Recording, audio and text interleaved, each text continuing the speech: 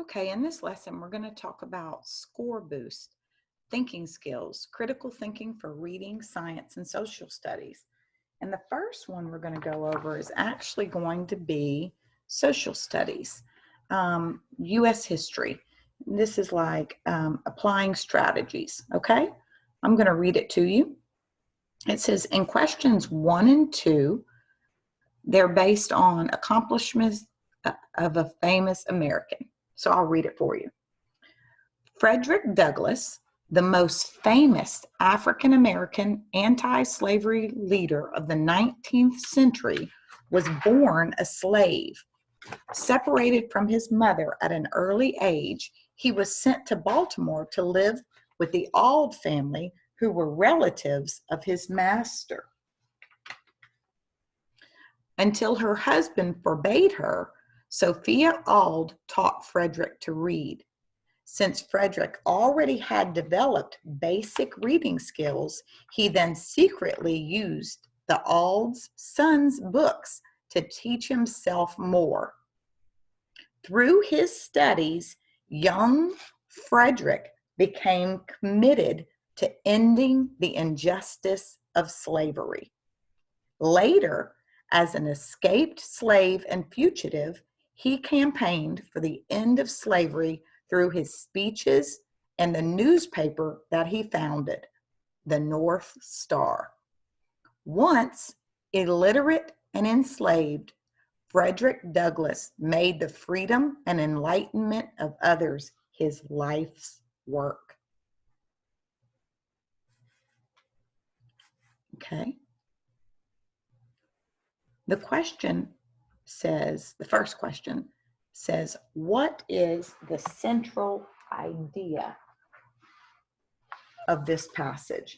The central idea is like the overall idea, okay? And we have some choices. Frederick Douglass had a difficult childhood.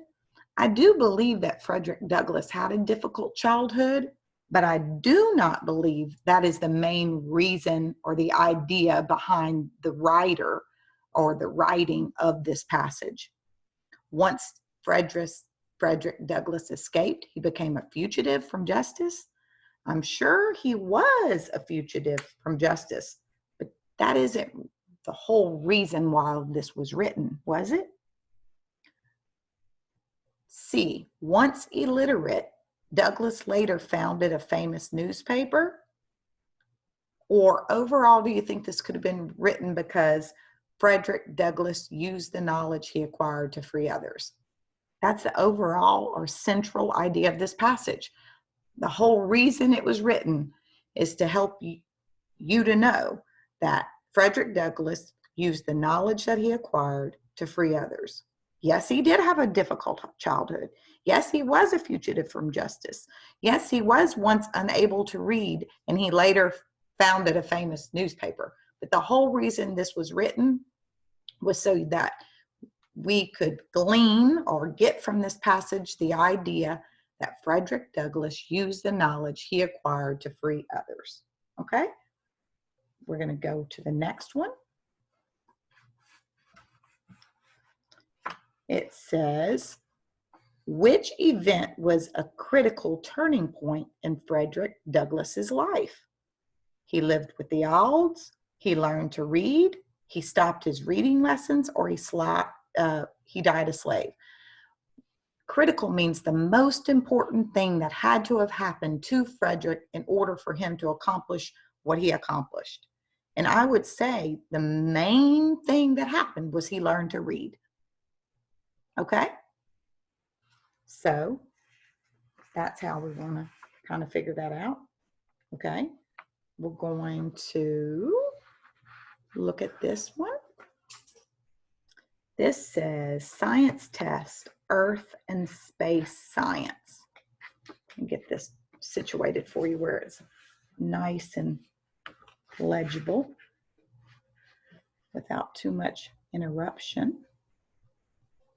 Okay.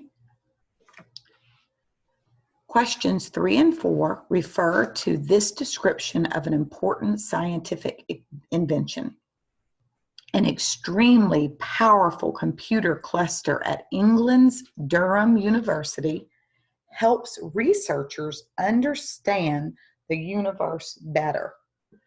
The huge supercomputer known as the Cosmology Machine, or COSMA, was originally installed in 2001. In 2013, new infrastructure was added to the cluster, part of its 5th major upgrade. This amazing invention may seem unreal because its name, the Cosmology Machine, sounds like something out of a science fiction movie or novel, but the cluster does not deal in fantasy. It works with facts, and lots of them. COSMA is dedicated to unlocking the secrets of the origin of the universe. It can take billions of observations about stars, galaxies, gases, and other forms of matter. Then, using its extraordinary processing capabilities, it can model how stars and galaxies were formed and how they evolved over time. Okay. What would be a good title for this passage? Truth is stranger than fiction? Supercomputer may unlock the past? The origins of the universe? How stars and galaxies were formed? Okay, if we were going to decide on the title of this passage, we would want to think mainly what was this passage about, right? And we would know that it is about a supercomputer, and the supercomputer will have a great ability because it mentioned that to us. Let's go back and see. An extremely powerful computer. It's the Cosmo, and we can go right here to this amazing invention may seem unreal because its name is Cosmology Machine. And then it goes on to say it can take billions of observations about stars, galaxies, gases, and it will tell how they evolved over time. Evolving is like changing over time, usually for the better. Okay, so let's see. I'm going to rule out truth is stranger than fiction. While it does talk about the origins of the universe, see, really it's telling us about the machine that was created. And it is eventually going to help us to know how stars and galaxies were formed, but it doesn't really have supercomputer in the title. So I'm going to go with B because it tells us both about the big, fabulous machine and what it's actually intended to do. So supercomputer may unlock the past is going to be our choice for that. Okay, then we're going to move on to 4. And it actually says, I'm going to try to make this a little more situated so we can stay focused. It says, based on the information above, how does the supercomputer work? Well, we may want to go check again, but let's read first. It is based on a machine featured in a series of science fiction movies. Fiction is false, and it never mentioned anything about being based on a machine. Now it said it sounds like the name of the machine that could come from something that wasn't real, but no, that's not where a machine's based on. Okay, then it says it develops artificial intelligence as information is input. It never, ever mentioned that. It makes calculations based on information about matter and space, or it is supported by a grant from the British government. The only thing I knew is it said it was going to make calculations based on information about matter and space. The other things were not part of the information that we were given. So I'm going to go with C.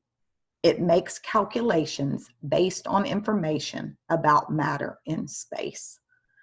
This was just a little mini lesson. I hope it helped you zone in on the correct information when you're reading passages, and I hope you find it useful. I'd like you to send me a text when you've completed watching this video so I can put you down as having some study time on this lesson. Thank you so much. Have a good day.